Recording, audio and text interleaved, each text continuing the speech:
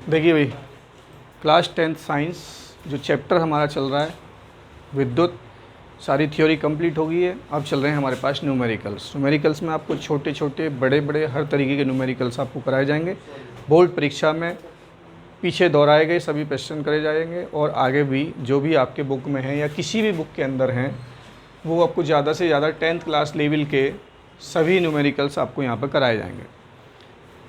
ये देखिए, बड़ा ही छोटा सा एक क्वेश्चन लिखा हुआ है। यदि किसी चालक में प्रवाहित धारा 4.0 एम्पियर है, तो मैंने आपको बताया था कि जो चीज़ दे रखी होती है हम उसे नोट कर लेते हैं। प्रवाहित धारा का मान 4 एम्पियर दे दिया।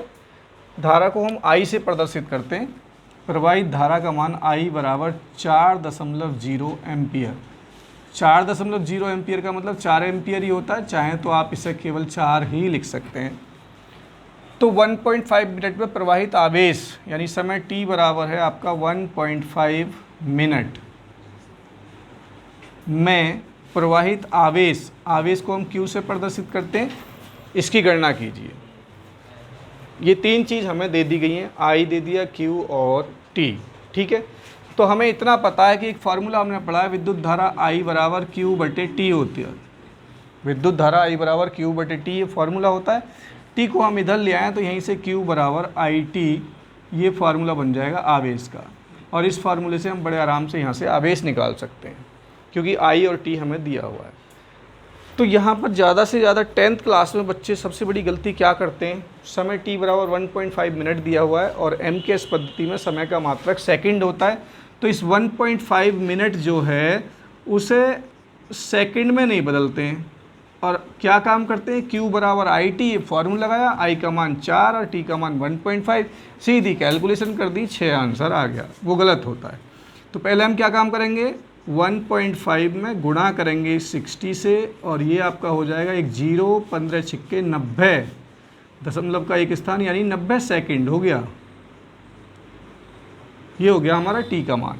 अब q निकालना है, तो चूंकि q बराबर अभी फार्मूला आपको हमने बताया, q बराबर IT, I का मान 4.0 या 4 ही लिख दो, और t का मान हो गया आपका 90 सेकेंड। 90 में 4 से गुणा करेंगे, 9 चौक 36, और ये आपकी 0। Q बराबर 360, और Q है हमारा आवेश, आवेश का मात्रक होता है कूलाम। ये क्वेश्चन बोर्ड परीक्षा में आएगा, तो आप इसको इस तरीके से करोगे। बच्चे यहीं पर गलती करते हैं कि Q बराबर IT फार्मूला लगाते हैं, लेकिन समय t को सेकंड में नहीं बदलते हैं। एक प्रॉब्लम तो यहाँ हो जाती है। इसमें देखिए, एक चालक में 1.6 एम्पियर की धारा प्रवाहित हो रही है, यानी चालक में जब विद्युत धारा प्रवाहित करते हैं तो क्या होता है, इलेक्ट्रॉन प्रवाहित होते हैं, क्योंकि इलेक्ट्रॉन के प्रवाहित होने से आवेश बनता है, और आवेश के प्रति सेकंड प्रवाह की दर को ही हम विद्युत धारा कहते हैं। तो एक चालक से 1.6 एम्पियर की विद्युत धारा यानी कि I दे दिया 1.6 एम्पियर प्रवाहित हो रही है, तो प्रति सेकंड चालक से गुजरने वाले इलेक्ट्रॉनों की संख्या, प्रति सेकंड का मतलब t समय बराबर 1 सेकंड दे दिया। गुजरने वाले इलेक्ट्रॉनों की संख्या, इलेक्ट्रॉनों की संख्या को n से प्रदर्शित करते हैं। ये हमें ज्ञात करना है कि प्रति सेकंड उस चालक से कितने इलेक्ट्रॉन गुजर रहे हैं। कब, जब उसमें से 1.6 एम्पियर की विद्युत धारा प्रवाहित हो रही है। हमें देखिए I दे रखा है, विद्युत धारा है ना, और समय t दे रखा है। I और T से संबंधित ये फार्मूला तो हमारे पास होता है कि चूंकि हम जानते हैं विद्युत धारा I बराबर Q/T, ये फार्मूला होता है। अब मुझे जो है क्या निकालना है, नंबर ऑफ इलेक्ट्रॉन्स यानी इलेक्ट्रॉनों की संख्या ज्ञात करनी है। ऐसा कोई फार्मूला आपके पास में ज़रूर आया जिसमें इलेक्ट्रॉनों की संख्या के जिक्र होता है, और वो फार्मूला होता है Q बराबर Ne। ये फार्मूला तो पढ़ा सभी ने। तो ये हो गया I बराबर Q, और Q के स्थान पर हमने Ne लगा दिया और बटे में T लगा दिया। मान रख देते हैं। देखिए I का मान तो हो गया 1.6, N हमें ज्ञात करना है, और E का मान क्वेश्चन में नहीं दिया हुआ है, लेकिन हमें तो पता है 1.6 गुणा 10 की घात -19 कूलाम। इलेक्ट्रॉन का आवेश तो इतना ही होता है, बटे में समय t यानी 1 दे रखा है। 1 का इसमें भाग देंगे, यही रहेगा, यानी कि 1.6 बराबर n गुणा 1.6 गुणा 10 की घात -19। और मुझे n निकालना, तो n के साथ वाला जो कुछ भी है उससे दूसरी तरफ ले जाएंगे तो बटे में आ जाएगा। मैं यहाँ लिख देता हूँ, यानी कि n बराबर हो जाएगा आपका 1.6 और बटे में पहुँच जाएगा 1.6 गुणा 10 की घात -19, और 1.6 से 1.6 पूरा कट गया, बच गया 1/10 की घात -19, और 1/10 की घात -19 को ऊपर ले जाएंगे तो ये हो जाएगा 10 की घात +19, यानी इतने इलेक्ट्रॉन उस चालक में प्रति सेकंड प्रवाहित हो रहे हैं। उस चालक में इलेक्ट्रॉनों की संख्या ज्ञात करनी थी कि प्रति सेकंड कितने इलेक्ट्रॉन गुजर रहे हैं, तो 10 की घात 19 इलेक्ट्रॉन गुजर रहे हैं उस तार के अंदर से। समझ में आ गया ठीक से, और इसे नोट कर लीजिए जल्दी से जल्दी। देखिए नेक्स्ट क्वेश्चन है, तांबे के एक तार से होकर 50 गुणा 10 की घात 18 मुक्त इलेक्ट्रॉन प्रति सेकंड प्रवाहित हो रहे हैं, तो चालक में प्रवाहित धारा का मान ज्ञात कीजिए।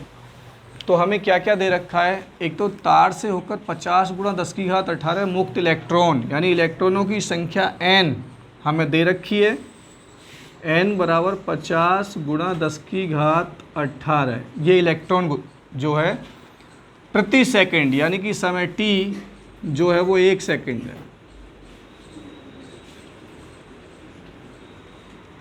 1 सेकंड में इतने इलेक्ट्रॉन तार में से प्रवाहित हो रहे हैं, तो चालक में प्रवाहित धारा का मान ज्ञात कीजिए। विद्युत धारा यानी कि I जो है वो आपको ज्ञात करनी है। अब बहुत ही आसान सी बात है, मैंने I निकालने का फार्मूला आपको Q/T पढ़ाया है, और Q बराबर NE ये लिखना पड़ेगा आपको, और अपॉन में T। अब इनका मान रख दीजिए। n का मान यहाँ पर आपको दिया हुआ है 50 गुणा 10 की घात 18, इलेक्ट्रॉन का आवेश E 1.6 गुणा 10 की घात -19, अब बटे में समय t का मान 1 दे रखा है, क्योंकि प्रति सेकंड की बात है यहाँ पर। प्रति सेकंड का मतलब समय t बराबर 1 का भाग देंगे, यही रहेगा। तो देखिए इसको हल कैसे करेंगे, घात वाले जो हैं इनको अलग लिखते हैं और इनकी अलग गुणा कर लेते हैं। ये हो जाएगा आपका 50 गुणा 1.6 गुणा 10 की घात 18 और गुणा 10 की घात -19। इसकी गुणा करेंगे 16 0 0 16 5 80, दशमलव का एक स्थान है तो यहाँ पर पॉइंट लग गया। उसके बाद में देखिए आधार 100 होने पर गुणा में घातें जुड़ती हैं, प्लस का 18 माइनस का 19, तो माइनस का 1 बचा। ठीक, अब देखिए इसका मतलब क्या है, 80.0 का मतलब तो 80 हो गया, और 10 की घात -1 जब घात माइनस में होती है और नीचे ले जाओगे तो प्लस में हो जाएगी, और नीचे से ऊपर ले जाओगे तो यानी चिन्ह बदल जाता है। 10 की घात -1 को हम बटे में 10 लिख सकते हैं, यानी 1/10, और 0 से 0 कट जाएगी, 1 का 8 में भाग देंगे, 8 एम्पियर आपका आंसर आ गया। हमसे पूछा है उस चालक में प्रवाहित धारा का मान ज्ञात कीजिए, तो प्रवाहित धारा का मान 8 एम्पियर हो गया। इसमें देखिए, इसमें कहा है 2 ओम तथा 4 ओम प्रतिरोध वाले तार को परिपथ में श्रेणी क्रम में जोड़ा गया है, यानी कि आपको एक प्रतिरोध दे रखा है इस तरीके से, एक प्रतिरोध ये दे रखा है आपको, ठीक है। और सवाल में ये कहा है कि एक तो है 2 ओम का प्रतिरोध और एक है 4 ओम का प्रतिरोध, और फिर कहा सवाल में कि इनको श्रेणी क्रम में जोड़ा गया है, यानी कि सीधा सीधा इस तरीके से जोड़ दिया है, तो इनका कुल प्रतिरोध ज्ञात करना है हमें, तुल्य प्रतिरोध। तो इस प्रतिरोध को R1 माने, इसको R2 माने, तो श्रेणी क्रम में तुल्य प्रतिरोध का फॉर्मूला होता है R बराबर R1 plus R2 plus R3। R3 है ही नहीं हमारे पास में, तो R1 का मान 2 और R3 का मान 4, दोनों को जोड़ेंगे तो 6 ओम आंसर आ जाएगा। ये आपका तुल्य प्रतिरोध हो गया। श्रेणी क्रम में तुल्य प्रतिरोध निकालने के लिए तो सीधा सीधा उनको हम जोड़ देते हैं, ठीक है। ये न्यूमेरिकल हैं, अच्छे इंपॉर्टेंट, नोट कीजिए इन्हें।